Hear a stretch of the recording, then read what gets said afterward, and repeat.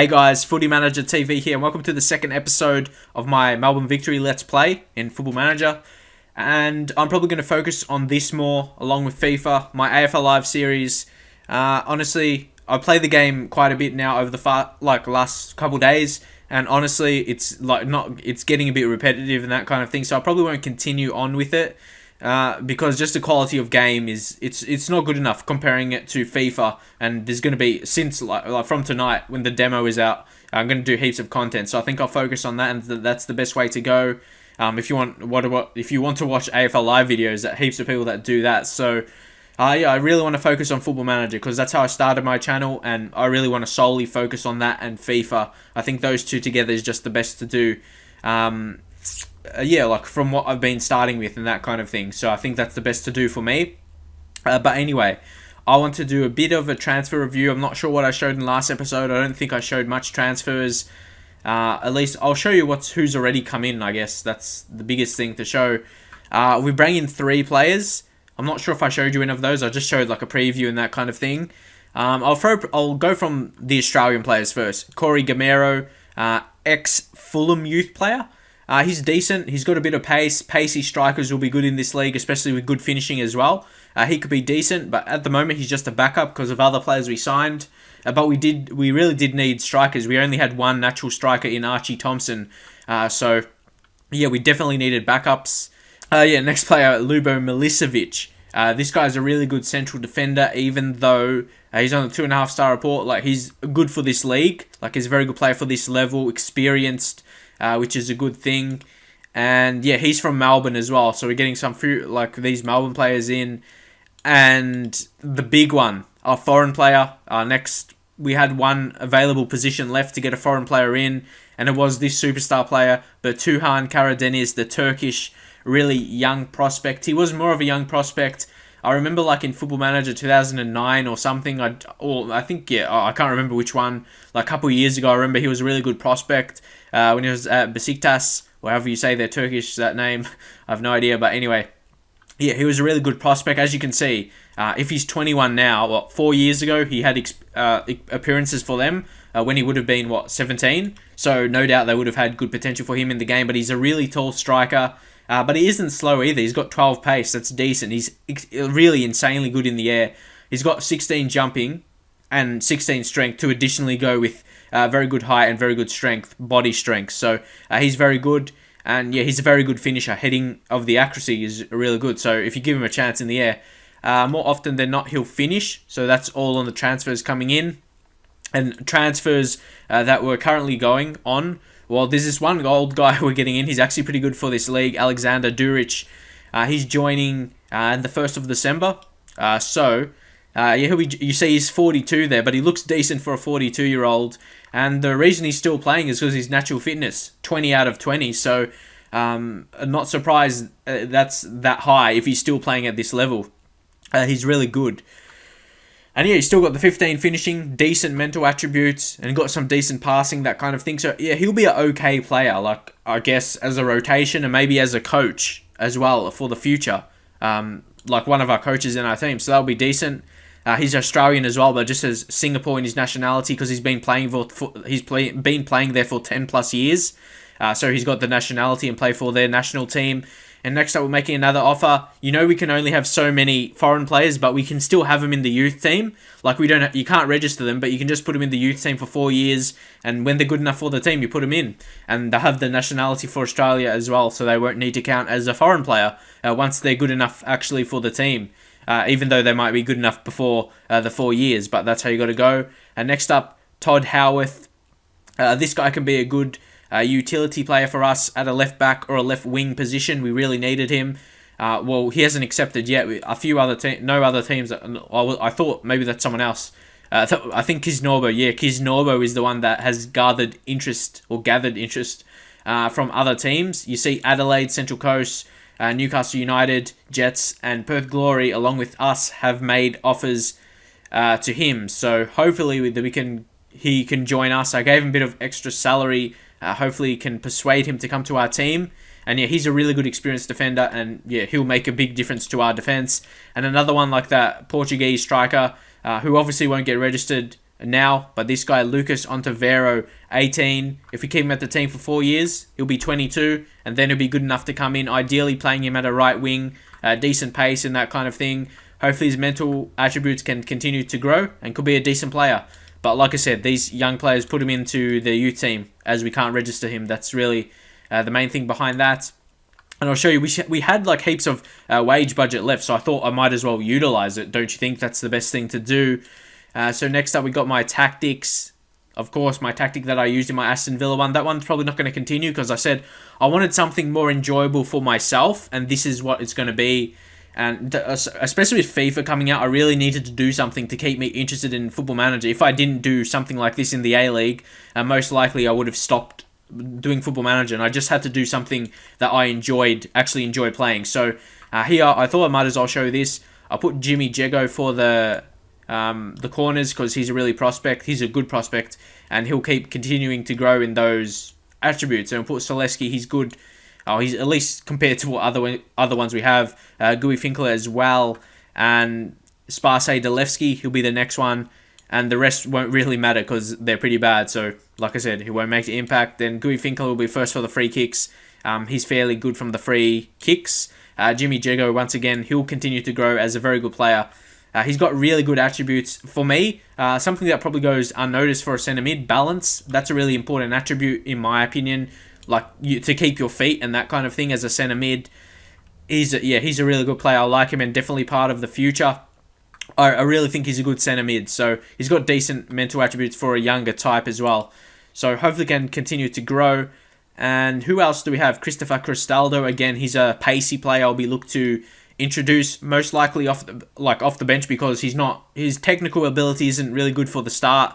Obviously, he's only 17, so he's got plenty of room to grow. He's got potential to be good enough in this league. As you see, 15 pace, that's going to be his key attribute. And yeah, that's pretty much it, along with dribbling. So he's a dribbler, and basically he runs at the defense with his pace, and he can dribble as well. So that's his key attributes, even though he's naturally a striker. Who knows? He could be a good striker. He's got very similar attributes to Archie Thompson, at least as a younger player, and develop into a similar player. So I might get him tutored by Archie. You just got to see how it goes for now. So yeah, we should get those. Ideally, that's what I would want to do anyway. We'll put Zalewski in for the last position on the free kicks, and we'll just put 4 there. That should be enough. Long throws. Milligan, who's injured right now, which is unfortunate because he's a really important player for us. Fashini, he's going to be a sub as well. And also, yeah, you know how I said in the last episode, I said Fashini was leaving, but also the other player I was confused about, who has actually moved to Brisbane Roar. I didn't know that in real life because I haven't been too updated. I just wait till the season starts to focus on it a bit more. But one FIFA 14 video, I'm not 100% sure. It might have been Cole Freezy, but don't quote me on it. Like, he just searched in like the A-League for Brisbane players and he was there. So it's weird how you find some things out. But anyway, yeah, he's gone to Brisbane and I think he really suits their team. They play, a lot of teams are trying to introduce that Barcelona formation, like a 4-3-3, and he's good like an attacking fullback. That's how I'll use him anyway in my team, hopefully. And yeah, I'll just leave those throw-ins. It doesn't really matter because it's just a short throw-in, so it doesn't really affect. Penalties, again, Jimmy Jego, he's probably the best one to go with. He's the best penalty taker by rating, so I think I'll go with that. Then Gui Finkler, he's a classy player, so I'll put him in. Gomero, who's got good finishing. It's higher than Sparse Delevski, so I'll put him in. But Delevski, he's still got decent penalty attributes, so I'll put him in. And then Flores, Naboo, Traore, and that should be enough. For those, then this is what I do basically before the first professional match or first competitive match of the season. If you were wondering why I'm doing it now, we've got to select the vice captain. No doubt Mark Milligan will be the man to go in there, but I haven't even selected it. So I'm sure he'll be selected here somewhere to choose. There you go, Mark Milligan. Yes, I want to select him as the vice captain. And I think Adrian... he's already captain, isn't he? Who could be a good captain for the team? It has to be someone who's been already at the Archie Thompson. And then anyone else. Zalewski, Diogo Ferreira, Nathan... Because I'm trying to find someone who's been at the team for a while. And that's the biggest thing I'm trying to look for. But influence is the most important thing. So maybe just put Milicevic. I'm not sure if he's been at I think he may have played for Melbourne before. Yeah, I remember. Yeah, definitely, he was signed for them. One situation, I did remember that. So yeah. Anyway, those are all I really need, I think, and maybe Jimmy Jekko because I can see him as a future captain of the team because I really plan to keep him in. And yeah, that's pretty much it for now. And I have to select Butuhan Karadeniz, or however you say his name. He's just a beast player for this league. Oh, I signed him for like Premier League teams, couple football managers ago, if that makes sense. He'll be too good for this league, and we signed him for 3 seasons, so he's going to be amazing. I wouldn't be surprised if he would want to go to a bigger team, but then we'll get the funds because I signed him on a free transfer. Definitely worth the free transfer. And he plays with his back to the goal. Fantastic. Unfortunately, we can only have 3 outfield players on the bench, but that is the situation that is put forward to us. I think I'll bring Archie at the start for Naboo. Might bring Naboo off the bench. Got Flores training him to play as that centre mid. Fashini, I think I would ideally... what should I do? Yeah, I probably would put Broxham in for Ferreira, and then bring in Broxham to there, and then I'll put Ferreira on for Fashini. Fashini, I don't think he's that good. He's decent, I suppose, as a backup. But for me, Diogo Ferreira, he's the better option. Very good passer. That's important for me. He's still 23. He probably won't improve too much more, but the passing of 14 is the main thing for me. And he's good, like decent strength as well, and determined. So he's got some important attributes that I like, and I like him as a player as well, even though he left the team for next season. But Sparse Dalewski, this guy's got, yeah, he's probably a... It's hard to say. I don't know whether to put him in or not. Like him or Selesky is the ones to choose from. But I'll put him in. It's really hard to choose because you can only have 3. So I've got to put a guy who can play at least somewhere in defence. Then Jonathan Brew, who can play like a centre mid or a defensive mid. He's naturally a defensive mid, but he's got better attributes. He's got really bad attributes for a defending centre mid. Look, he's got tackling of 6. I've said this already, but tackling 6 and marking 5. That needs to be improved. He wants to be a defensive midfielder, but with technique of 14 and passing of 12 and creativity of 14 and some decent pace and dribbling of 12 as well, he could be like a good centre mid position. But I don't think he's good enough for a import, like a foreign player. So I might look to sell him because he has a contract for 2 more years. So we can't just let him go at the end of the season. So that's the situation with him. But we just signed him at least in the game in the first season. So I'll just leave it how it is, at least for now. I got Cristaldo and Grimero just playing some youth matches right now. And yeah, hopefully don't get an injury to a centre-back. That will be a problem. But Broxham, do I have Broxham training as a centre-back? Yeah, Broxham can come in. He's decent defensively. That's what he's best at, defending pretty much. He's not really good at much else. So I think I'll leave it there. Got Karadeniz as a striker. Archie Thompson on the left. Finkler on the right. Flores and Billy Selesky as the box-to-box midfielders. Broxham as the defensive mid. And obviously the back 4 of Adama Traore, Leia, Mullen, Ferreira, and Nathan Coe in goals. Very good. The big player there for me is Adama Traore. Even though he's going down, I'm not sure. I can't remember if he was injured or something. But yeah, even with all those arrows going down, he's still one of the best fullbacks in the league. So I'm going ahead with that, and I would be fully expecting to win this match, honestly. Especially really strong. Like the attacking force is really good. The attacking 3. Thompson with his pace and dribbling and finishing ability, Finkler with his skill, and Karadeniz with his like height, and Flores is a dominant, really creative player. But a lot of my players are going down. I don't know why that is. Maybe just start of the season, preparing. We've got good strong centre backs as well. Mullen, he's one who's actually going up. He's got really good attributes. He's only on loan though. Might look to make a permanent move. Just got to see how we are for next season. Adrian Leia, again, the captain of the team. Yeah, he's very experienced. So he'll a centre-back partnership of Leia and Mullen will be very important.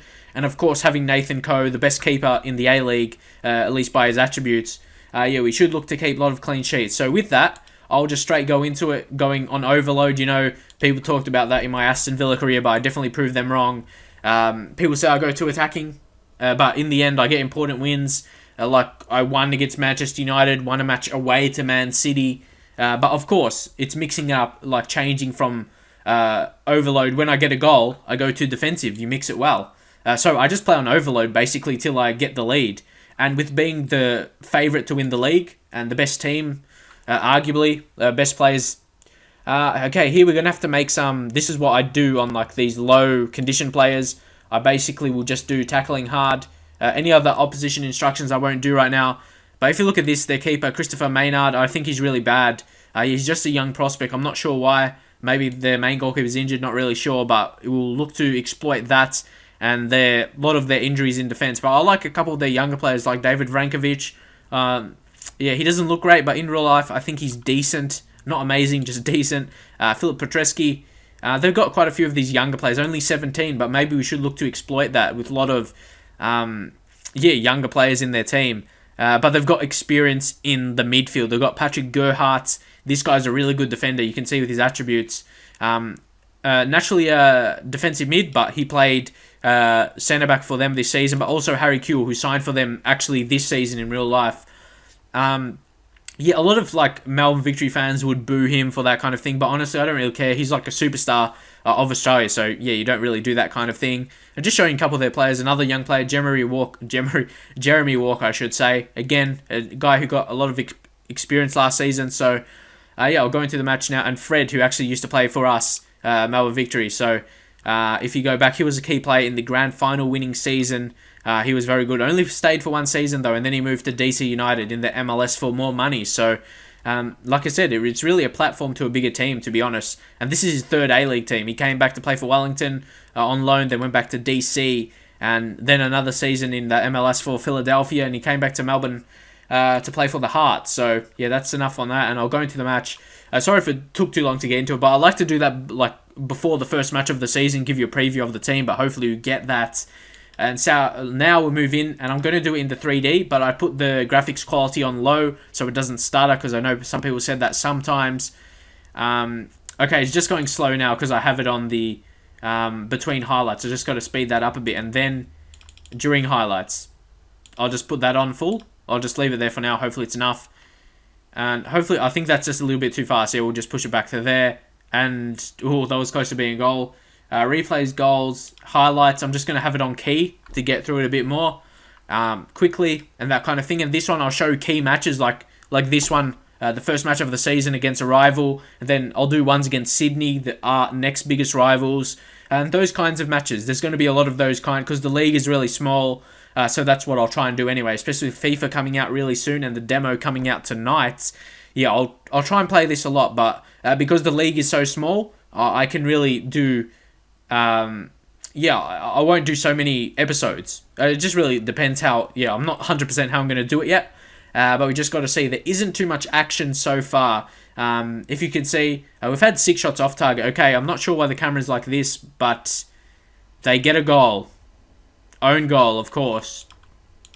I think I'm going to have to take it off direct to camera. I like to do it on TV. I'll just leave it on that. Unfortunately, conceded a goal, but it's the first match of the season. It takes a while for your tactics to adapt. I know I always say this, but that's the truth in the game. Tell me if you experience the same. It takes a while for your tactics to adapt. And that's actually a feature as well. I'm not just saying that for whatever reason. That is actually a feature in the game. It takes your while. Your tactic doesn't start 100% fluid. You got to train it in training, and obviously by match preparation as well. Actually, playing the matches with that tactic. So that's an important thing to do. But I have full confidence that we can score because we've got really good players in attack. That's our biggest force, to be honest. As Adama Traore puts one in, and like I said, Adama Traore down the left as a wing back, he just showcased. As you can see that down the commentary down there, Traore, the architect, created that goal. In the injury time, you can see just knocked past Germano there, and Zaleski was in a good position, and we got that equalising goal just before the half, so that was very good. We did dominate. Well, you didn't see a lot of chances, but we had 10 shots on target actually, so that's fairly good. I'll say I'm not happy. Get some nice results there, and it was a good start in terms of scoring a goal. You always want to score a goal in your first match, especially being at home, and hopefully can move on and get another goal. That will be the big thing. And to be honest, we'll probably concede some matches of how we play. That's why. But here we're on for another chance, but it won't amount to anything. It's just a highlight at the start of the next half. So, and our centre backs are really good, like I mentioned before the game. So over the course of the season, I would expect us to keep not concede heaps of goals. And sorry if I sound a bit weird, because I tried and I did a live commentary before. Of one of my AFL Live videos, but I probably won't upload it because it's pretty, I don't like it really anymore. not very interesting. So yeah, that's the reasoning behind that, as Archie Thompson scores, and hopefully this will put us in for a win. And you can probably tell I'll be more excited because these are players I actually know in real life and I support them, so I may be that little bit more excited compared to being another team. So here I'll just go on control. I believe we can control the midfield with Flores and Selesky, Broxham as well, but more so the centre mids. Anyone who's, Broxham hasn't got a great rating. He's not a great player. Some matches he'll be bad, but some matches he just does his job. So it's really hard to, it's hard to really get that. Jonathan Brew, I'll actually bring him in there, and then I'll swap Brew with Delevsky and put him at the right back role. Filling here. Anyway, Andrew Naboo, the superstar, he'll come in. He's natural as attacking mid. He's natural. I'll bring him onto the left as Thompson. He's better on the right, in my experience at least, and in real life as well. But he used to, like last year, rotate with Marco Rojas, who was a superstar. So we're going to have to really look to Andrew Naboo to make an impact instead of, obviously, Rojas as left. And we haven't really replaced him, have we, with our signings? We replaced, I suppose we signed Cara Deniz. He can be as the striker, and Rojas scored a lot of goals last year. And the formation they played is like with a false 9, like Barcelona, so that we didn't really have a striker. It was more so the wingers making the domination. They basically crossed to each other. For people that didn't watch, Archie Thompson, Marco Rojas, they always made crosses for each other, one wing to the other, and they get assists for each other. That's basically how. It was really good to watch, to be honest. So here, hopefully, we can hold on to the result. Especially being at home, would be nice to score another, but we've got the points in the bag. So it'll be a disaster to lose. From here, you say I could go full defensive. But they could score. Duganjic, the ex-Victory player, but the goal won't stand. The assistant referee has his flag up, and he was offside. I'm not sure if we show a replay of that, but we'll see. But here they have the throw-in. We got to really defend well here, and good defending. Penalty. That would be right. A penalty for Melbourne Heart. Let's see. Who is going to take it? That is the question. Who is it? Carrie Kuehl. You think he'll score it, and he does. We lose points. We lose the win from a penalty. I've seen that before. Anyway, I'll try not to focus on that too much, but that's what you get in the game when you've got the match won, and they just give away a penalty to Melbourne Heart. So we conceded an own goal and a penalty. That's really unlucky, to be honest. There's nothing going to come of this. But like I said, the start of the season, the first month or so, it's hard to pick up results, especially when you get a goal or when you concede 2 goals from an own goal and a penalty. There's not much you can do with that. Sometimes the game just doesn't want you to win. And that was the situation in this match. You see, the defense was really good. Leia with a 7.6 rating, Adama Traore 7.7, a man of the match. Archie Thompson, probably our best attacking player in this match. That was the situation of that. We had a win, but the referees, once again, didn't want me to win. I'm happy what I saw. We definitely deserved to win. Like I said, they scored from an own goal and a penalty. So at least we picked up a point. At least we didn't lose. That's a big thing.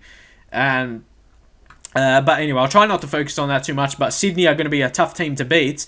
But that's the thing. They focused so much salary cap on getting Del Piero. It really faltered in their team was really weak in other areas. If you see their defense, even though they got Lucas Neal, they got some big players. But apart from, they have Lucas Neal and then they got Del Piero. That's a lot of salary cap. But the other players they have, in defense, aren't really amazing. They got this guy, Trent McClenahan, as a right back. I suppose he's decent. But in real life, he was really bad, honestly. He's rated a bit higher in the game because he actually... he played in the championship for Scunthorpe, so he had a decent rating there. But definitely I think he deserves to be downgraded. Sebastian Ryle, he's a decent centre-back, nothing amazing, prone to making some mistakes. But yeah, actually they have a decent team, but Boskart as well, they're gonna be okay, and they're gonna be a team to watch out for. Adam Griffiths, he's a very good player, experienced. Sydney will be tough to beat, but as you saw by the result there against whoever it was, Wellington. But they had a quality striker as well in Stein Hersegems, who's actually played for Belgium but never scored out of 15 games. So I think I'll leave it at that. And sorry if the commentary was amazing because, like I said, before I just did a live commentary for about 40 minutes, and it basically ruined my throat. So I'll probably have to have a rest now, make some recover for some FIFA videos tonight on the demo. I probably won't actually make a video tonight. I won't do a commentary. I probably will tomorrow morning. So that's when you probably see a video. Yeah, because I'll probably, maybe, who knows, if I stay up late or something, I'll just see what happens with that. And yeah, hopefully I can get some good demo content out. I'll probably be playing it a lot, so I won't really think about making a video. I'll just play it, see how the game is, and make some videos tomorrow morning, then upload them. And yeah, I'll just see how it is. So if you like this episode, if you like the idea of this series with Melbourne Victory, yeah, please leave a like, leave a comment, all that kind of thing. And I'll see you guys next time with the next episode.